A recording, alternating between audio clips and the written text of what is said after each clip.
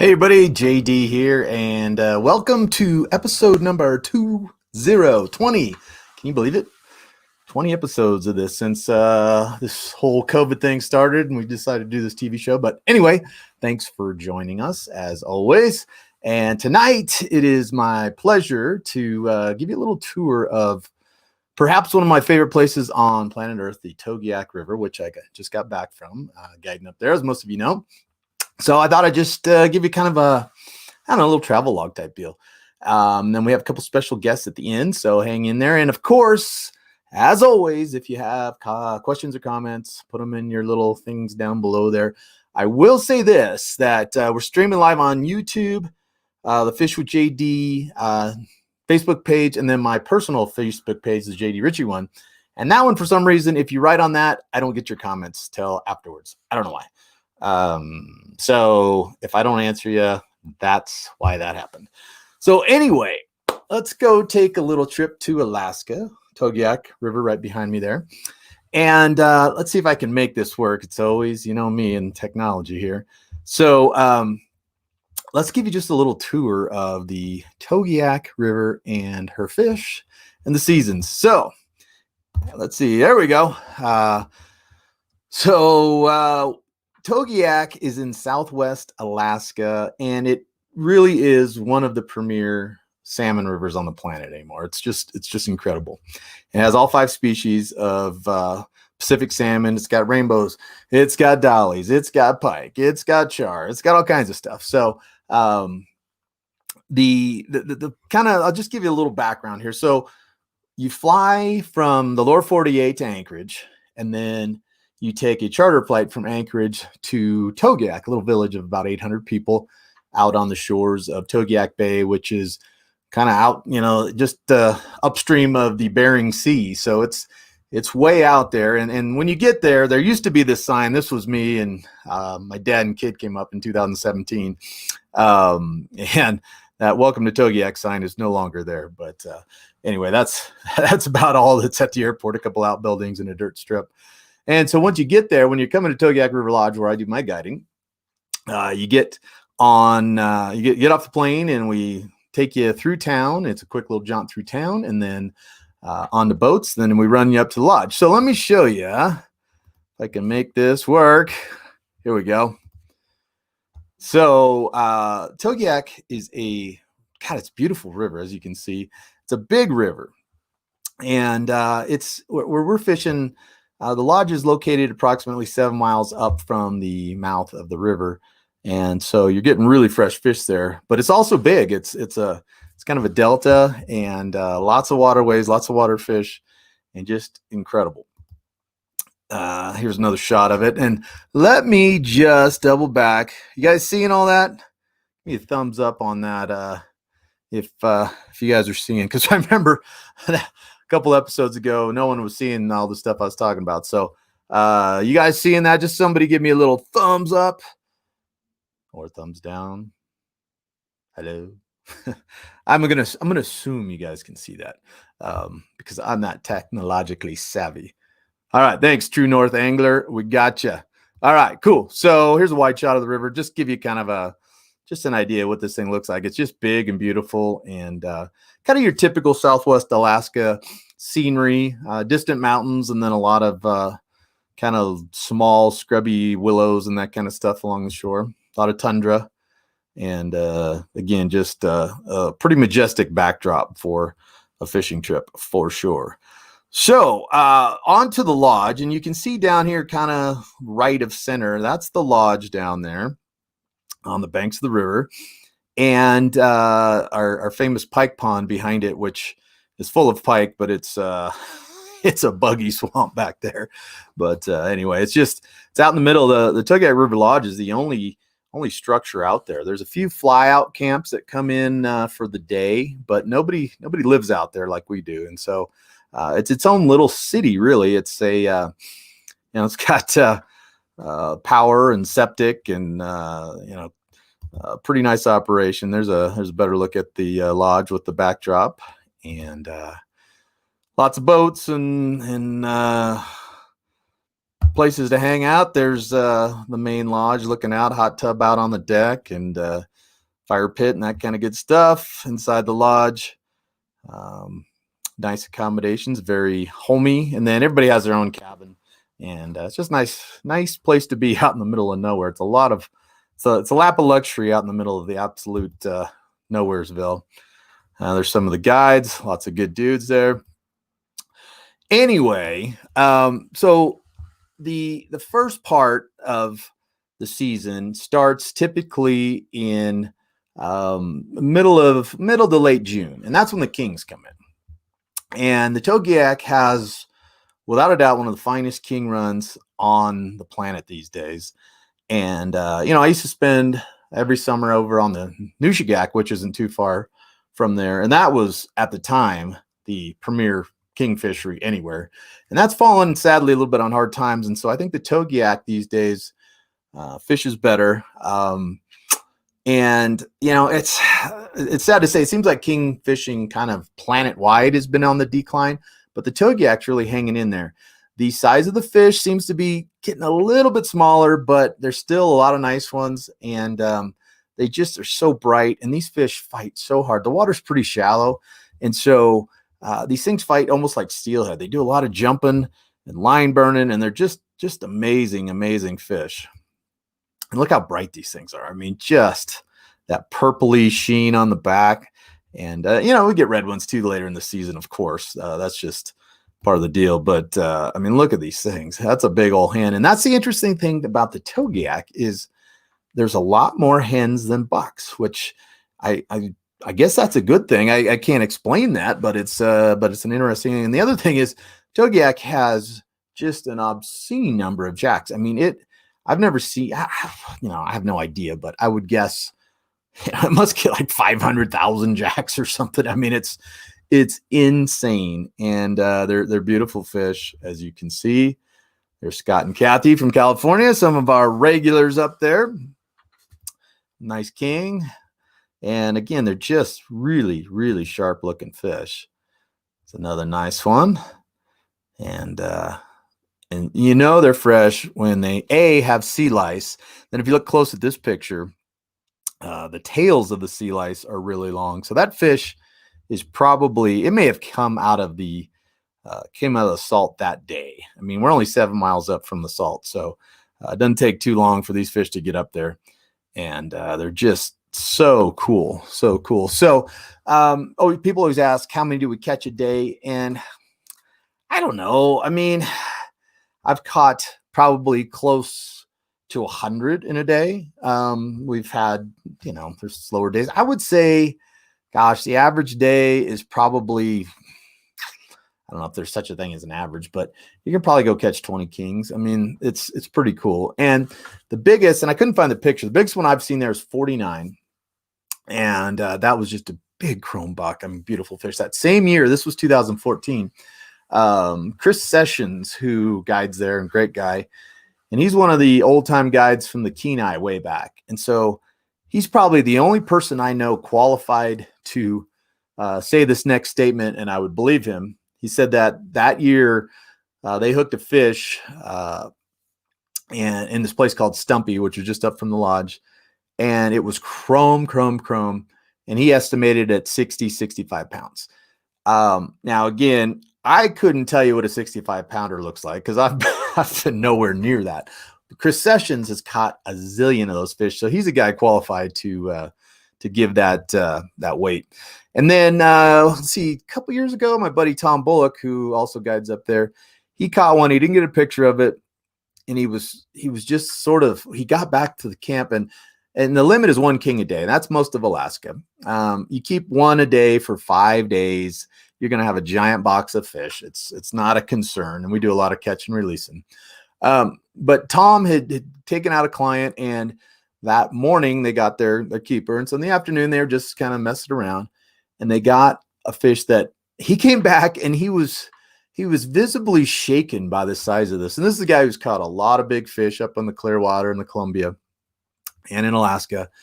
Used to guide on the Unacleat, the Togiak. So he's been around the block a little bit. And I mean that in the nicest way, but he's a guy. He came back and he was almost speechless. He said, we released the biggest fish, biggest king I've ever seen in my life. And I said, well, how big was it? He goes, I don't know. I mean, I said, was it over 50? And he said, mm-hmm. And so I got the feeling that it was between 60 and 70. I don't know. We didn't see it. He didn't get a picture of it. He's concerned about it getting back in the water. So anyway, the bottom line is the opportunity for greatness certainly lies on the Togiak, as well as numbers. So let's take a look at a few more of these pictures. Let me check our comments here. Everybody looks like they're just checking in, saying howdy. So thanks for tuning in. Okay, so how do we catch these kings? Well, you can catch them a bunch of ways. If you want to target the bigger fish, the plug is certainly the way to go. And like the Maglip 5.0 there is absolutely deadly. Oddly enough, if you go back, the chrome or the double trouble, silver and chartreuse, always a good plug. I mean, if you had to pick one salmon plug to fish for the rest of your days, it'd be silver and chartreuse, right? Well, the pink and white one up there is even better, and I don't know why. And then the guys up there, it's been dubbed the Justin Bieber color, but that one, for some reason, those Togiak kings just can't lay off of it. And then the hognose flatfish works too. And I've caught them on 4.5 Maglips. I've caught them on K15s, K16s. I mean, they're not that picky. These things are wild, fresh off the tide fish that just can't help but bite. Now, the other thing that you catch kings on universally, right, is roe. And so the first couple seasons up there, I used a lot of eggs. And one thing that bothered me was that these fish are so aggressive that they just, I mean, they would bite your eggs and just gobble them down to the bottom. I mean, it was kind of sad because you knew you were doing damage to fish. And so for that reason, I keep looking for different ways to have less impact on the fishery, because if you're going to go out, catch one, maybe you catch a nice chromer the first day or first hour of the day, excuse me. And then you're going to kingfish the rest of the day, and you might hook 30, 40, 50, 20, I mean, whatever. And to be fishing them with a method where they're swallowing it, it just didn't seem really like a great way to me. So I'm always trying to, push the envelope and figure something out. So a few years ago, I started using the BNR soft beads up there. And it was kind of funny because you just go rubber ball. And most of you who know me have kind of heard some of this before. Like it still doesn't totally make sense to me why they bite these things. But I'm here to tell you, once I started using these, I never used a piece of bait again. I mean, it's insane. If you look closely at this picture, look at that. That's a 20 mil bead or 25. I can't get them straight anymore, but look at all the teeth marks in that sucker. And you're using a much smaller hook than you'd be using if you're using bait. And they're always hooked or in the corner of the jaw or the top of the nose, and they don't swallow it. It's so great. You don't have the mess in your boat or on your hands too. So that's another advantage. But since I switched to the big beads, and now this year they had 40 millimeters up there, so the size keeps getting bigger. I started with 16s, graduated to 20s, 25s, 32s, and now they're using 40s. But the bead works amazingly well, to the point where I would say it outfishes bait. I know that's a bold statement, and it doesn't make sense, and it doesn't always work that way. But like I say, in the last year and a half that I started using the beads, I haven't had to put a piece of bait back on, and so that's been great because the release, the survival rate's just sky high because these fish aren't hooked very deep. And then, of course, when you're fishing the beads, we're fishing them on bobbers, and it's a pretty fun ride. You get light spinning gear, and it's off to the races with these things. So anyway, the bead thing, and I'm fishing them bobber dog style typically, with a little bit of pencil lead, probably a 3-foot leader, and just under a float and dragging them along the bottom, and these things just gobble them up 2 at a time like these guys. So it's pretty cool. It's really changed, I think, the way a lot of us fish up there, because most of the guides there all the guides that I've fished with up there, very environmentally conscious, don't want to put a hurting on something. We all have seen our fisheries decline back at home.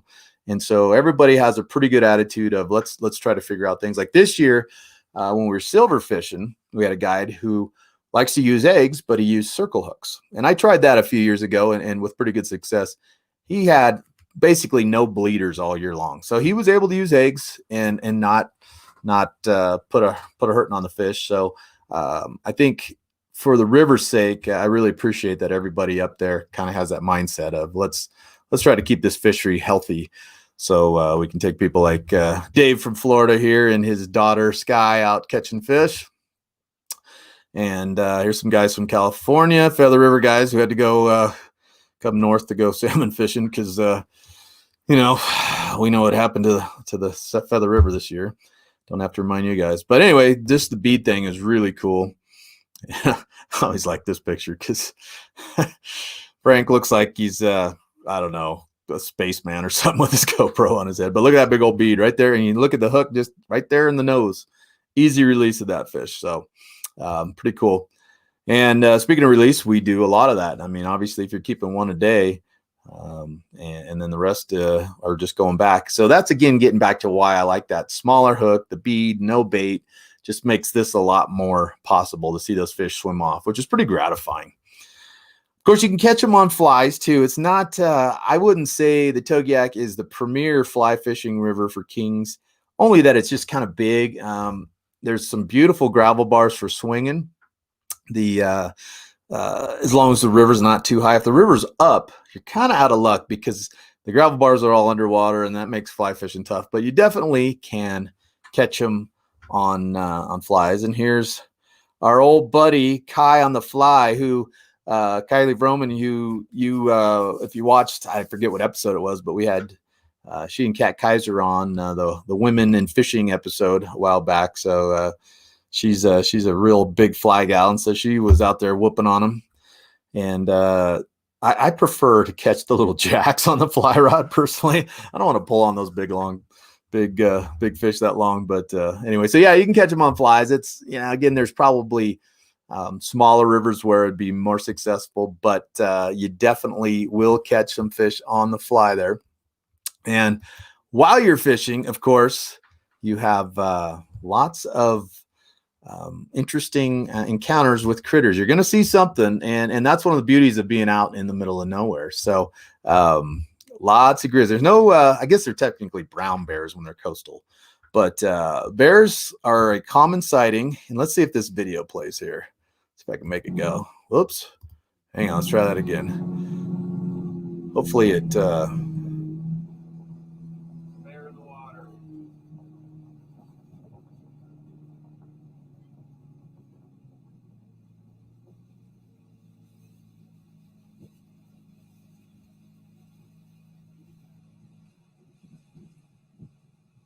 Holy Toledo, that's a big animal.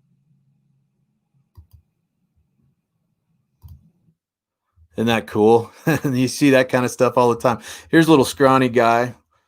That might be a picture of that same one in the water. Here's a big blondie. And so typically you're going to see quite a few bears around, and which I think is cool as long as they're at a safe distance, obviously. But a lot of critters there. We see the occasional moose, occasional caribou, red fox. I think I've seen a few porcupines, lots of bald eagles, osprey, all that kind of stuff. So really just, it's so cool to be out there in the absolute middle of nowhere. So the king season is going to be from mid-June to mid-July. I mean, you can fudge a little on either end of those shoulders, but that's kind of the meat of it. And what's cool about the kings is, well, they're kings, obviously, but there's other stuff to do. And so what I typically do up there is I'll fish the morning and we'll go get our kings, get our fill of kings. Then the afternoon after lunch, it's time to maybe, I mean, if the guys want to do it, we're going to go mess around with something else. Well, starting around, give or take 4th of July-ish, the sockeye start coming in. And they come in pretty heavy most years, and they're chrome bright, as you can see here. And spunky little suckers, full of fight, and delicious, by the way. And, the interesting thing is about sockeye all over Alaska, and wherever sockeye live for the most part, people have had to floss them, right? I mean, that's kind of the accepted way to catch a sockeye. The old line snag, on the Kenai, they have the big coho flies that are just a streamer, and you put a rubber core sinker on and kind of try to, floss them, for a better word. Notoriously sockeyes don't bite, or so they say. Well, I'm here to tell you, we figured it out, and kind of figured out accidentally. I've been trying since my Togiak days to figure out a way to get sockeye to consistently bite. And the last couple years, figured it out. I'm not going to tell you how we did. You're going to have to come and see us to learn that one. But it's so epic to catch sockeye on a regular basis, consistently, and have them bite it. So, what happens is a lot of people take a big box of Kings home and also take a bunch of these sockeye fillets, which I personally like even better because they're just that right size for barbecuing. And they're just a cool fish. They're just a hard fighting fish. There's one on a bead, so that gives you a little secret inside info. But anyway, the sockeye fishing is really fun, and that's a great sort of afternoon project to do after king fishing. And because some people will say, hey, I've caught so many kings. Is there anything else to do? Oh yes, there's plenty to do. So let's go catch some sockeye. How about a big old dolly, perhaps? The dollies come up in the spring, in the summertime, when those kings are coming up, and they're coming out of the ocean. And as you can see, they can get pretty big, and typically they're pretty bright. I mean, sometimes you can hardly even see the spots on them. Now, this one I caught downstream trolling. I failed to mention that we catch kings trolling downhill with spinners quite a bit too, and it's a crazy way to catch fish because you're trolling downstream at a really high rate, and these things are going upstream, and the collision between your spinner and the fish is just unbelievable.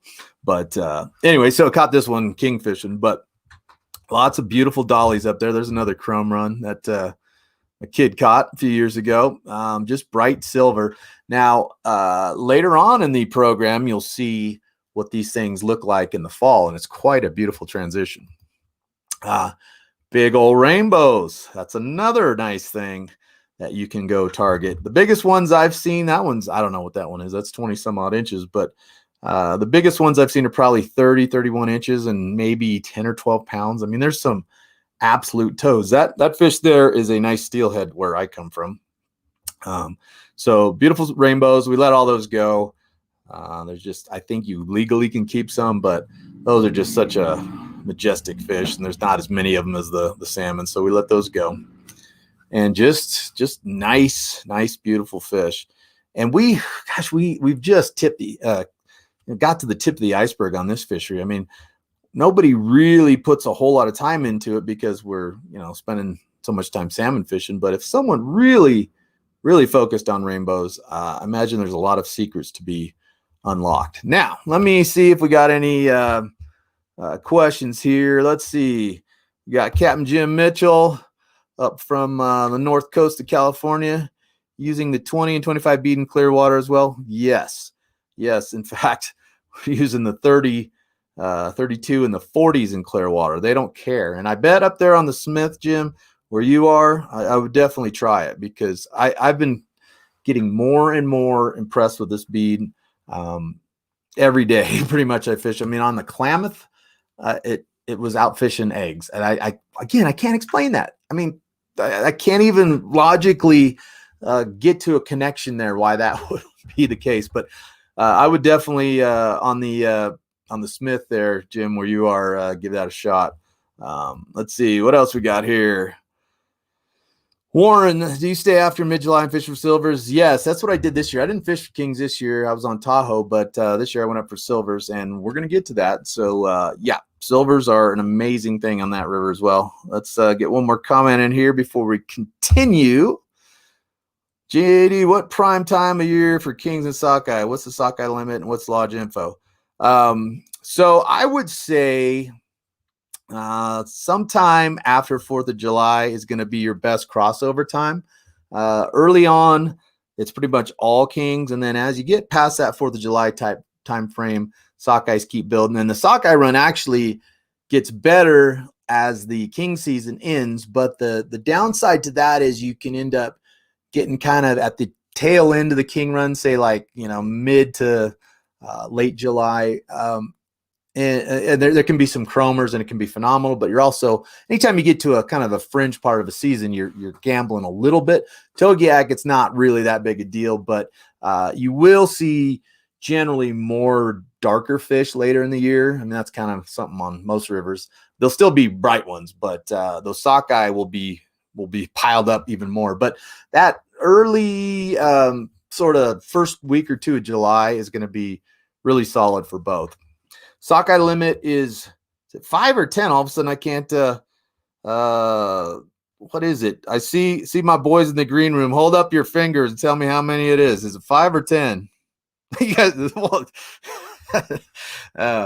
anyway, it's 5 a day. So I don't know why I couldn't remember that all of a sudden, but anyway, so 5 a day plus you take your king, and you can take chum if you want and all that kind of stuff too. But you will never go away from Togiak without a jumbo box of silvers. And hang in there, Brian. We'll get you some info at the end, so stay with us. And let's see, who else do we have here real quick? Roberto from Chile. How you doing, Roberto? Thanks for tuning in. We're going worldwide, yo. So Warren says, I saved your Pavati at Clarksburg 5 or 6. Yeah, my boat. I remember that very well. I know who you are. I launched my boat on the beach, ran to get my truck, and didn't secure it quite well enough. And Warren was nice enough to help me, give me a ride out to my boat. So real quick before we get off the bead subject, Captain Jim's wondering what color do you recommend? It's kind of different everywhere, but the sweet pink cherry, I mean, that one's my hands down favorite. So check that one out. I like all the mottled colors too. I don't like the kind of just straight clear ones. The sweet pink cherry has a little bluish sheen to it, kind of UV blue. That one seems to be everyone's favorite, but there's a mottled orange and mottled red that are pretty good too, mottled pink. So just give a few a try. I think you'll find that those fish will bite them. Okay, so back to the rainbows. And speaking of rainbows, okay, so here's Stephen Pittman, one of our guides, and this was last season. These are our boats tied up to the shore, and it was in the morning, and the guests were still having breakfast. This is what kind of fishing you have. He's catching a 6 or 8 pound rainbow right off the back of his boat before he's even left the dock. So I mean, that's what you're dealing with here. That's the type of fishing you can expect to see at Togiak. It's pretty amazing. That same time of year, the chums come in, the dog salmon.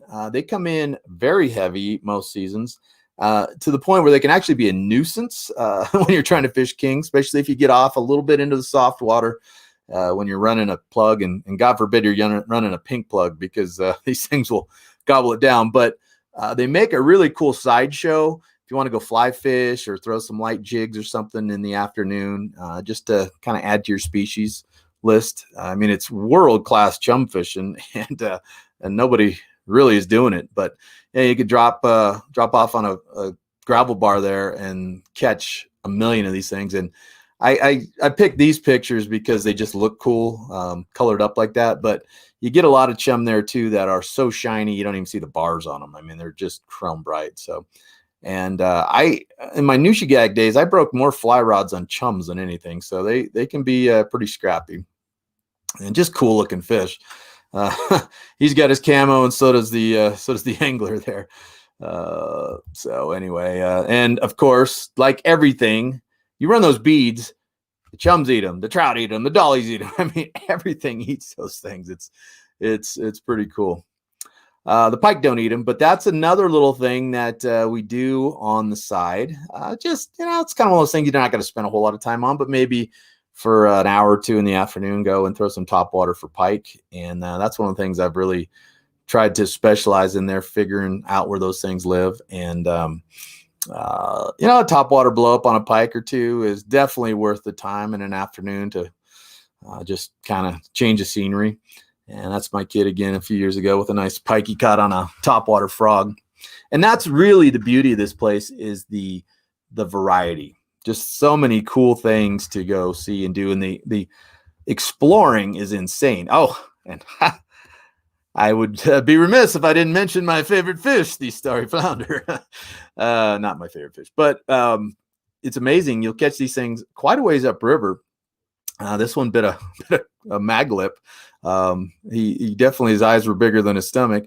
And to that end, the crew, we didn't do it this year, but we'll often have a little team building flounder derby. And there's our captain, Stormy Patton, with the winning fish. Looks like he won a few bucks there, but just for fun. So there's also halibut out in the bay, and we really haven't explored that a whole lot. That might be something that gets more use in the future, but there are definitely halibut out in the bay, and I would imagine that that's going to get more and more developed as we go along. Now, once the kings fade out, it's going to be mid to late July, and then the lodge goes dormant for a while, for a couple weeks, and most of the guides go home and just kind of get a refresher. And then as the fall starts kicking in, mid-August, August 10th to 15th is typically when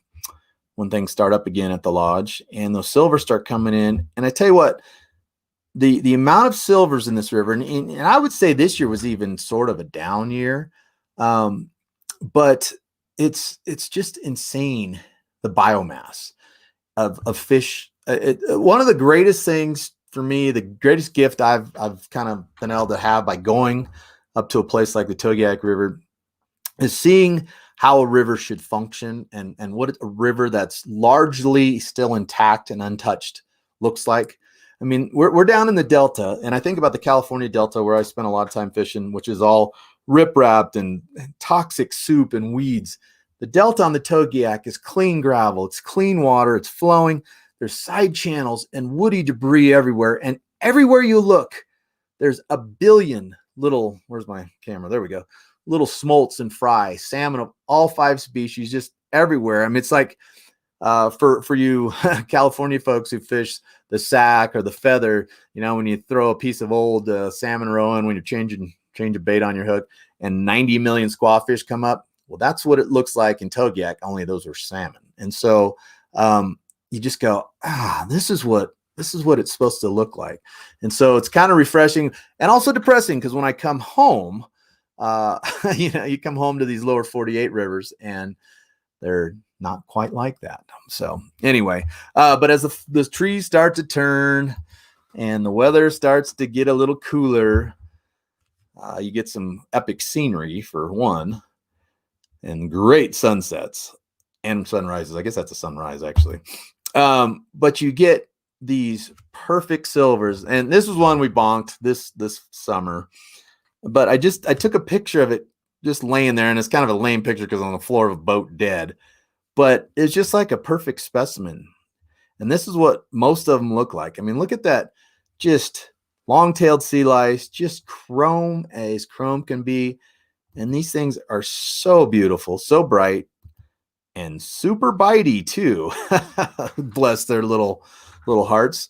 And the numbers of silvers you can catch it's mind-boggling. So I had some guys a few years ago, and they said, how many do you think we catch a day? And I said, I don't know. I mean, I don't count.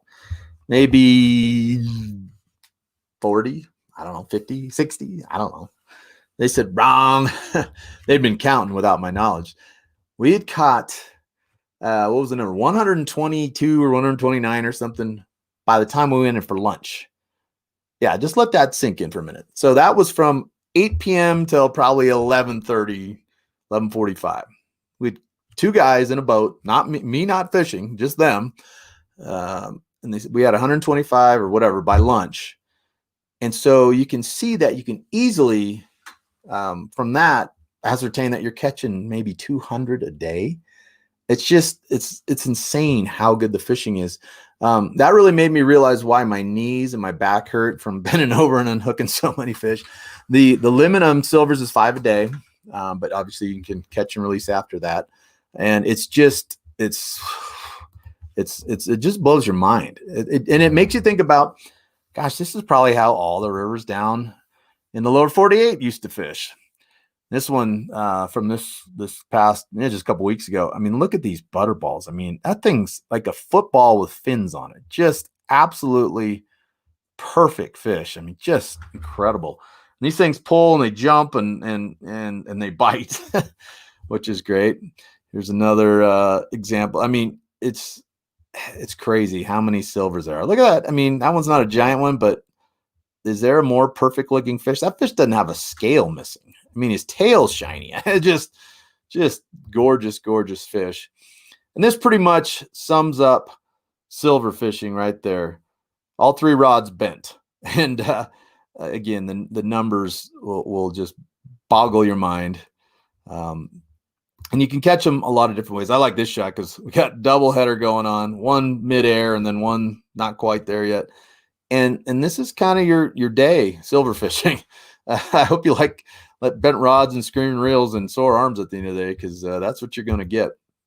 Now, as far as what we catch these things on, you got fly fishing is a phenomenal way. I mean, it's one of the great fly fish species around, and especially when we have gravel bars that are accessible, you can just sit there on a gravel bar and pound on these things until you're blue in the face. We spinners, of course, can't go wrong. And again, look at that, just flawless specimen, just amazing fish. Spoons, hoochies, kind of anything pink, really. I mean, you could probably put a hot dog. In fact, I know you can put a hot dog out there because one of the guys did that a couple years ago. Twitch and jigs works great too. I mean, it's really the trick is to sort of find something that silvers don't bite.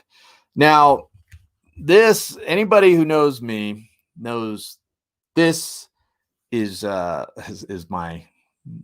jam right here. catching silvers on top water. You can get them on pink wogs, little deer hair flies dyed pink. I just have a box that I keep up there of pink, mostly Rebel pop-Rs, and they're just spray painted pink because they don't come in hot pink. I've caught them on Zara spooks. I've caught them on a lure. It's a wood topwater bait called Spaz the Mouse, made by Aiden James Lures. I don't know if they even still make them, but it doesn't matter that much. They seem to like the popping over the side to side type action, but it's pure kookiness and fun. So let me take a look at this. What do I do? Oh no, there it is. Phew. Just big buck with a pop-R in its mouth. And you can see I take the stock trebles off, just put a single on the back, kind of overweights the plug a little bit, but the silvers don't seem to mind. There's another just incredibly beautiful fish with the old plug in its mouth. Now, before we get to other species, let's see if I can pull this off. So I've got just a quick little, let's see here. Here we go. Gosh, I think I know this by now. Okay, so check this out. Here's just a little example, a little snippet of what you get when you're topwater fishing for these things. And we had some days this year that were insane. I mean, you could have caught them all day long on the surface. So this is kind of what it looks like. There you go. That looks good. More shots. I'm going to disturb the water.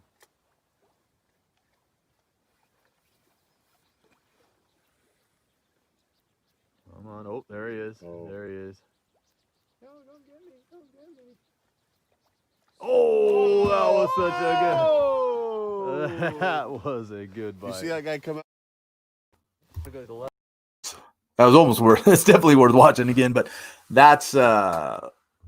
I don't know. That gets, like I say, that's my jam. That gets my heart pumping just watching that. And you can do that pretty much almost in any water condition. This year we had low and clear water, and that seems to be the best for them. But then we had some torrential rain. The river came up 5 or 6 feet, was muddy. And if you could find a little clear water, you could catch them on top again. So it's pretty. I don't think I've been up there a season where you couldn't catch them on the top. And And this year I caught them on rattle traps, Senkos, flukes, Ned rigs, through the A rig. I didn't catch one on the A rig, but threw all kinds of stuff at them just for fun. Just it's so cool. But yeah, the topwater silver thing. I mean, salmon on the surface. Come on, man. So the other thing that's going on, and I mentioned earlier that those pictures of the dollies during king season. Well, the dollies are all silvered up early coming out of the salt. Now they're getting their spawning dress on, and they're up in the creek sitting behind spawning salmon and throwing an egg pattern with an indicator is wow, that one's out of place. Throwing the egg pattern on the indicator is a blast. Now I threw this one in because this was Spaz the mouse, my topwater plug that was originally white, then I spray painted him pink.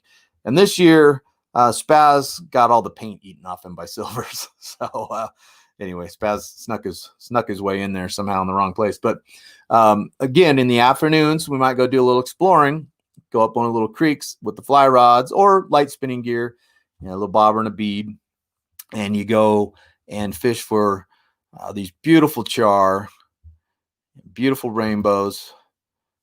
And that's actually a smallish rainbow. But look at these things. Aren't those cool? I mean, just amazing colors on these critters. And that's a fish that would have been chrome back in June or July. And now he's up the creek, not only slurping up eggs with his bright orange banana lips there, but he's also getting ready to procreate. And so he's got his fancy pants on to attract the ladies.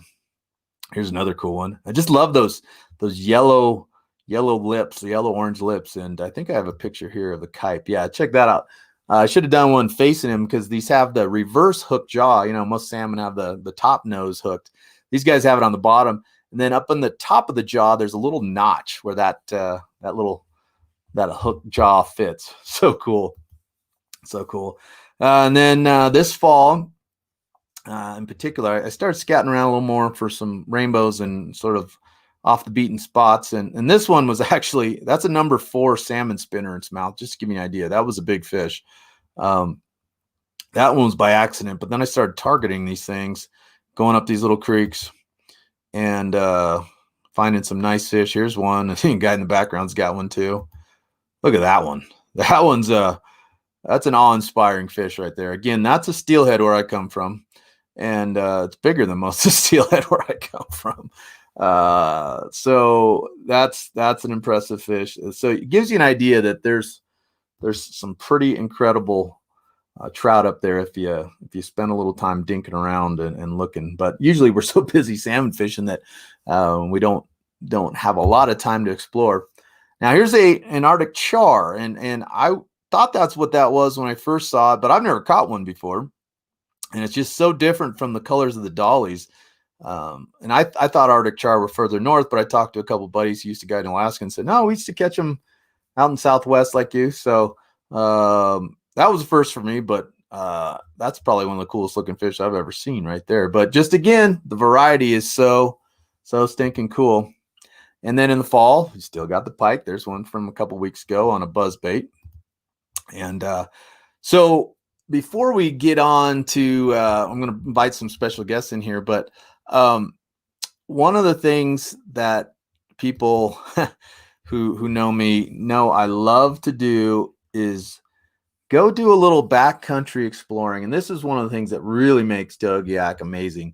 All that fishing, the scenery, and then you get to go do a little of this.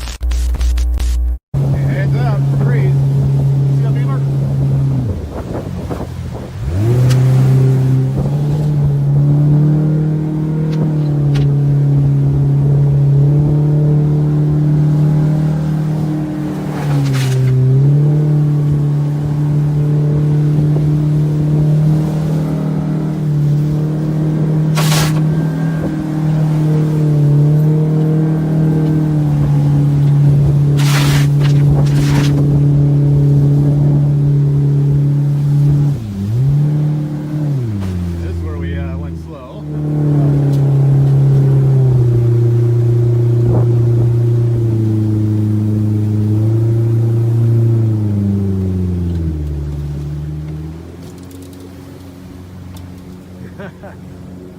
Oh,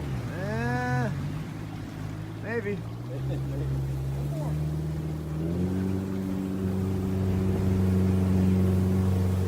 Yeah, why not?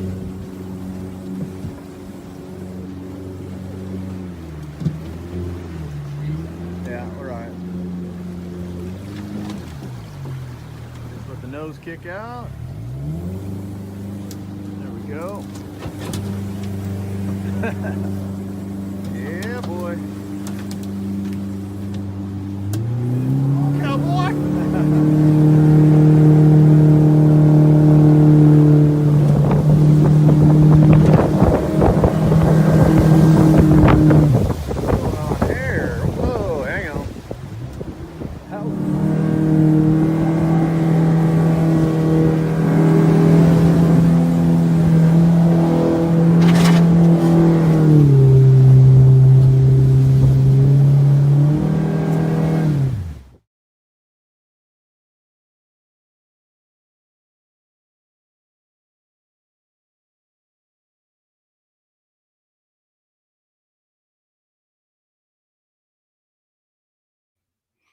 Yeah, super fun, obviously, and that's one of the really cool things about going up there to Togiak, just backcountry exploring. Um, and really, I would say the fishing is incredible, the scenery is amazing. It's the people that really take this to the next level. The staff has always been great. It's under new ownership now, and this was the first year up there, and it was phenomenal. And it just the guide staff, just everybody is really top notch. The food was great. The hospitality people were amazing. The guides were great. And so I wanted to bring in, let's see if we can make this happen.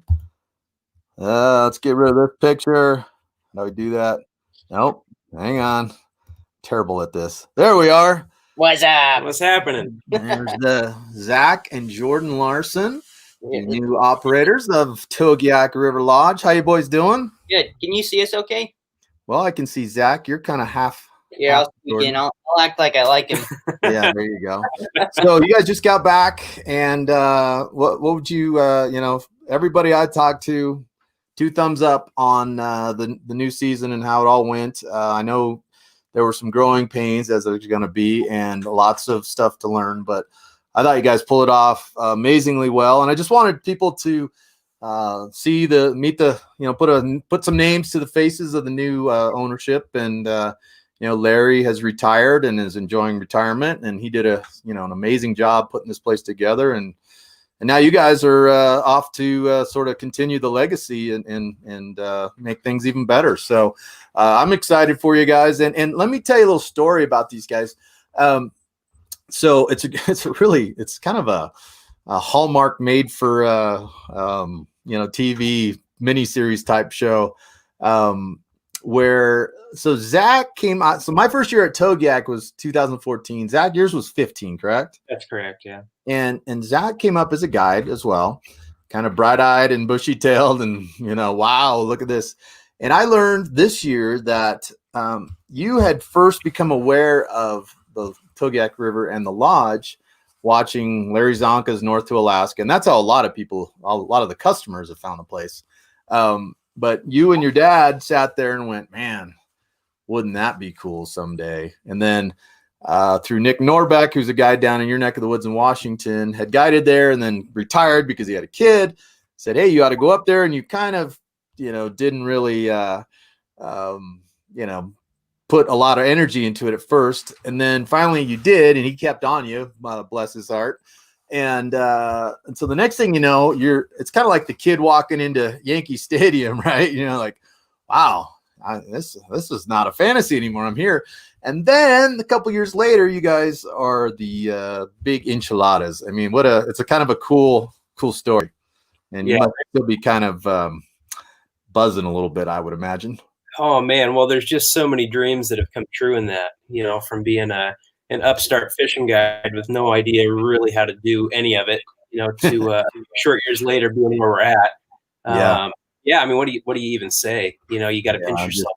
Yeah, absolutely. And couldn't have happened to a nicer family. And Jordan, what year was your first year? Was 15 or 2016. Okay. And Jordan got a job because his brother had a job there guiding. And your first job there was the video guy. And Jordan has Larson Outdoor Productions, which is a video production company that specializes in outdoor stuff. And you were the video guy that would come out on the boats. And I thought it was a really nice touch from Larry Lund, the previous owner, to send you out on a boat. And guys were there for 5 days, and you'd come out for a half day with each group and videotape, and then you'd go back and edit and make their own little DVD of their trip. And it was no charge to the customers. I thought that was pretty slick. And then, I don't know, a year or two into it, Larry asked you to be his executive assistant. And I know at that time you're kind of like, well, I want to do videos and kind of bummed out. But I do remember saying, hey, you're going to learn something about business that'll help you in the future. I just didn't know that it was going to help you actually run the lodge. And so that was, I guess, a more true statement than I could ever imagine. But it's a great story. I'm glad you guys are there. And hang on a sec here. We got some comments. Let's see what we got. Oh, wow. This Warren says we used pixie spoons. We were there in 97. That's a funny inside joke, really. I wish I had a picture of it if I'd known. The guide shack where we all reside, there's tackle everywhere, and there's a whole wall of pixies that no one will touch because everybody's convinced that a pixie won't catch a fish. Now, I would imagine a pixie would catch a silver on the Togiak, but anyway, let's see what else we got here. Eugene is looking good, boys. Awesome owners and operators. Yep, he says Togiak is the best.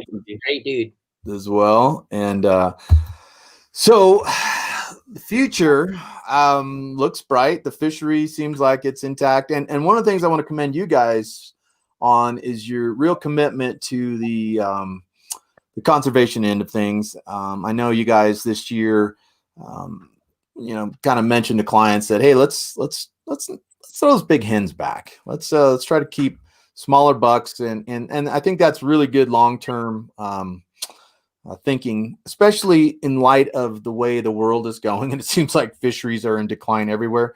So everything you guys can do from a management standpoint is kind of setting the culture, I think, is really going to help, and so I think everybody appreciated that. And I wasn't there for Kings, but I heard that people actually gave you a round of applause for that kind of stuff. So apparently the customers are in agreement. And the cool thing is, I mean, it's not like if you take, 5 18-pounders home, it's not like your 50-pound box is going to get any smaller. You're still going to have a ton of fresh fillets. And then again, you can go sockeye fishing or anything else if you want to augment that. And I should tell people that when you go to the lodge, your fish go into a cooler on the boat, and then you come in for lunch or dinner or whatever it happens to be. The guide will fillet your fish, and then it goes directly. I mean, the bait shack guys, as we call them, Gage, this year will come down and grab your tray of fillets, take it up into the processing house, and it literally gets immediately processed. By that, they pat them down, they wrap them in cellophane, and then vacuum seal them.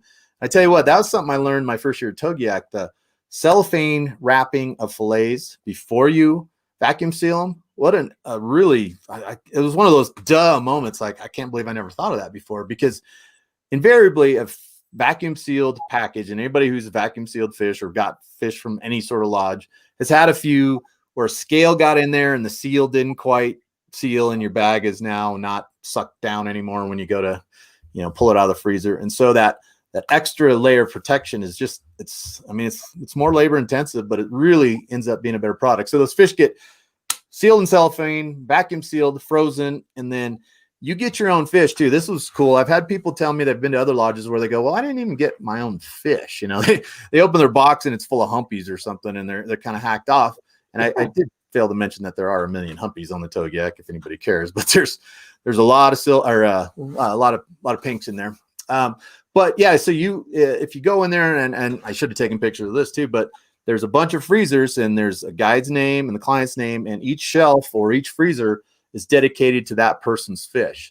So when you go home, you actually got the fish you caught, which doesn't seem like it's that big a deal, but from what I've heard from a lot of people, it actually is. That's kind of a novel thing to actually get your own fish. So that's a cool thing. And so what else, guys? You guys, you got, I know, big plans to start making improvements and changing out boats and tackle, and you know, it's a daunting task. The lodge has been there a long time, and it lives out there in the middle of a very harsh environment. So everything gets beaten up over time, and so it's kind of a matter of picking your poison on a given year-to-year basis. But I know you guys have big plans to really start taking it up a notch, and I think that's going to be great.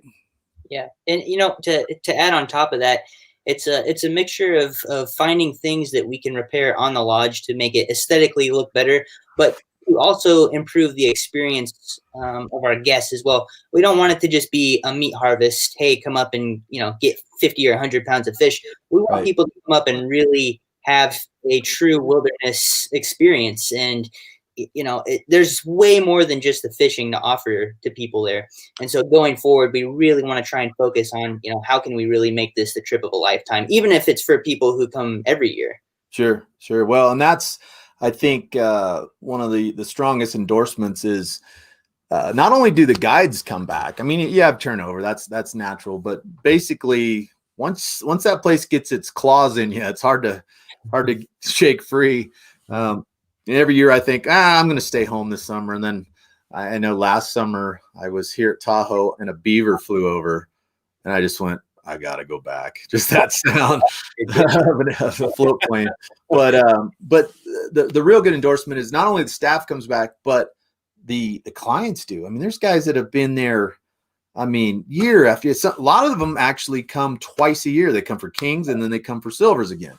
And I mean, that pretty much tells you all you need to know, that you know, about the place and about the people and the accommodations. It's just a really cool deal. Let's see. Hang on. We got another.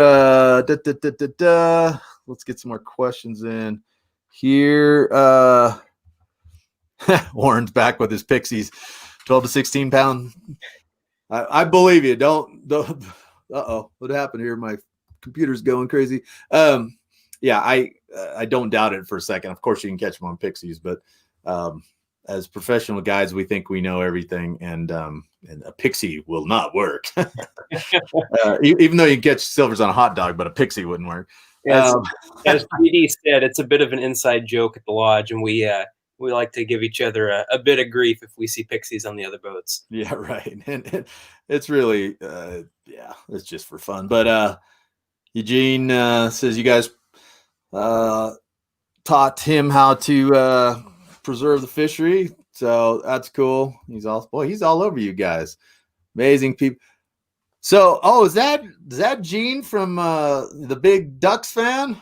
Yeah, fan. Ooh, that's 5 words there. What's up, Gene? I took you fishing. I was looking at his picture, and he, doesn't have his Beaver's ball cap on, so I didn't recognize him. Green and yellow, right, Eugene? Yeah. I'm sure. He'll never speak to me again. Freudian slip. Sorry, Gene. But oh man, he's looking for his gun right now, or tuning out. But so anyway, are you guys? Well, we don't know about sports shows this year. I was going to say you're going to be at any sports shows, but still up in the air. If they have them, we're going to be in Sacramento and Portland, possibly in Denver. Just waiting to see what happens. Yeah, COVID could mess with all of that. For people who want to get in touch, it's togiaklodge.com. Is that right? That is correct. Yep, togiaklodge.com. And then our emails, either of us are fairly responsive. Jordan at togiaklodge.com and Zach, ZACK, at togiaklodge.com. Cool. And we got Mike Z from the OP checking in. Says he loves that river. He guided it in the 90s. I didn't know that, Mike. That's cool. Back in the old school days. Yeah, I love this. I'd Yeah. love to hear some stories about big kings back in the 90s. I've heard some things, and they're unverified at this point. There's so many, like the bullet hole in the roof of the guide shack. Nobody really knows the story there. But, maybe Mike does. That might have been his time. So yeah, he's a great guide up on the Olympic Peninsula. So if you want to go catch steelhead, definitely look up Mike Z. Hang on, we got all kinds of people checking in. So stand by. Alex, couldn't be more proud of you guys. That's Lexi. Oh, okay. So what if you could describe the Togiak experience in one word or phrase, what would it be? And it's probably not fair to ask you guys that since you just got back from being there all summer. Epic comes to my mind. Just epic everything. It's mind blowing would be another one. Oops, there's sorry, Eugene. I'm gonna weigh in on that question from Lexi, and I think for me, it's wild. It's simply that. I remember being a teenager and a young kid and hearing stories about Alaska and seeing different fishing shows and just dreaming about everything that Alaska is and everything that it encompasses. And for every 13-year-old kid on a cornfield in Ohio reading Field and Stream, that's the dream, right? It's that backdrop that's behind you right now. Yeah. And it's wild. It's wild in every way that where we're at isn't. We came home to the greater Puget Sound area, Puget Metropolis, and you get a sense of everything that is messed up or altered here, after you've been up there. And really before that, you don't have any point of reference. Right. Yeah, good point. And that's kind of what I was alluding to with that when I was talking about how it's a river that's still intact and how a river's supposed to look, where you see all the smolts and the back eddies and no roads, just no cars. It's so weird. I'll come around a corner and I guess my eyes, are starting to fail me more as I get older, but come around a corner and there'll be like a log sticking up and I immediately think bank angler. And it's like, oh wait, there's no bank anglers here. There's no styrofoam cups of sand shrimp or night crawlers. There's nothing. It's wild. And to that end, you have to be careful because you are out in the middle of nowhere. And don't take that for granted. Okay, we got more. Gosh, we're past our time slot, but we're gonna keep rolling. Scott Hamilton, who Jordan knows. Great to see you at first year with the lodge. Hope to see you soon. Yeah, come on up, Scott. You got nothing to do in the summer, right, Mr. Retired guy? What's that? It said, "Come cook for us." Ah, yes. There you go. Mike Z said he was at Mission. Gotcha. Okay, so you were flying in. We won't against him. Here we go. T Mac asks, what do we need to bring to Alaska? If you went, well, I assume you're talking about going to a lodge, Tracy. If not, that's a whole nother subject. But to lodge, your toothbrush and some rain gear. I mean, that's kind of it. Everything else is handled, really. Bring your appetite because you're going to eat a lot and you're going to catch a lot of fish. Maybe some Ben Gay to rub on your fishing arm after you get tired of pulling on fish. What else would you guys add to that? Oh man, a good set of waders and a set of rain gear, and enough clothes to dress in layers. You never know what you're going to get with Alaska in the summertime. I think of 2018 when we were up there and it was cold and windy and rainy and just gross basically the whole summer. Then I think about last year and we had 10 to 15 days of just obnoxiously hot weather. At least for us guys from Washington, it was 85 to 95 for I was putting on a sweater. Number of days, yeah. Being from California. Yeah, good points. Okay, well, here we go. Thanks for that, Tracy. Oh, Gene. Quite possibly. Yeah.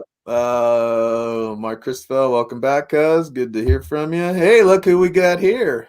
One of the staff, Stormy Patton. I'll miss you, buddy. Flounder captain. Yeah, miss you too, buddy. It was good seeing you. Seems like it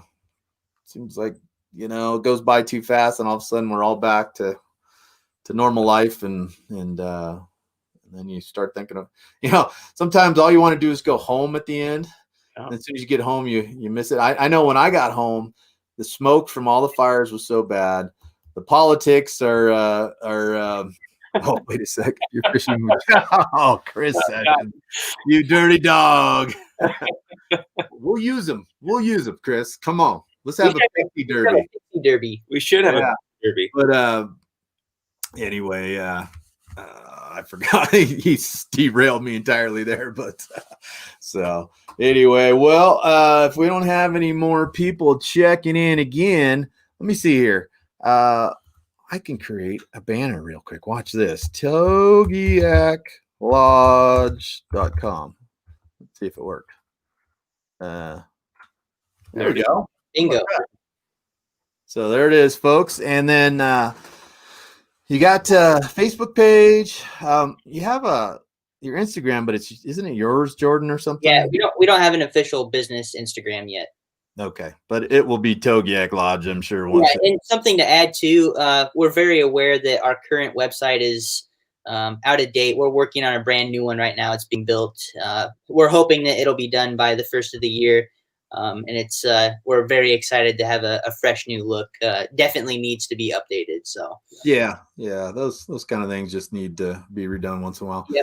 Well, hopefully we'll get to see you guys down. If you guys come to Sacramento, I'll definitely be down there to hang out. And oh wait, we're not done here. We're not done. Okay, I'll accept that, Eugene. Yep, I'll take that. And then Julie, add this to my bucket list. I'm penciling you in right now. 2021, Julie, or what? So anyway, well, guys, it's been a pleasure. It was awesome seeing you and great to see you guys again. And well, we will catch you down the road. I really appreciate you guys coming on. And again, yeah, no problem. Thank you. Yeah, we appreciate you having us. Absolutely. And how's your finger, Zach? Let's see it. You know, it's a little messed up, guys. Wow. Wear your flag gloves. Wear your flag gloves. Yep. That's a fishing guide injury. Yeah. So, I'm gonna go on for just a moment about that, JD. Go ahead. This is my right hand. This is my knife hand. I didn't even have the knife in my hands. I dropped a fish and I moved my hand to catch it, and I rammed that knuckle right into the knife blade and cut the tendons, and then the finger didn't work. So. Yeah, well, that's real similar to what Ryan Pitcher did, one of our guides up there a few years ago. He cut some tendons too, and it can happen so quick. And we, especially during silver season when we're cleaning, you know, if you have 2 or 3 guys, you're cleaning 10 to 15 fish, you know, before lunch, and you're getting hungry, and maybe you get a little speedy, and it just, you know, it just happens. And up there, as a lot of people know, I had that finger infection in 2014. And it's no joke. So it's, you know. Yeah, you're a long way from help at that point. You really are. And so anyway, I'm glad you're feeling better. Zach just had surgery today, and I got to commend you at 8 p.m. Pacific time being awake, because I would be messed up on pain meds right now, sleeping. So, yeah. So anyway. Oh, wait. Gosh, we can't get out of here. Chris Sessions says, ouch. Yeah, totally. Yeah. Not cool. And I've cut myself, and we've all have. I've not gone that deep, so give me the credit. It was just a freak thing too. I mean, the cut doesn't look like much. It looks like a scrape on the knuckle, but it was in just the right spot. Yeah, right through it. Yeah, so. There you go. All right, boys. Well, you guys be well, and take care of that finger, and we will catch you next time. And can't wait to see you guys again. Perfect. Sounds good, JD. Thank you. Yeah, thank you. You guys, some good dudes right there. Super good dudes. So, well, thanks for tuning in. We ran a little long, but hey, it's all good.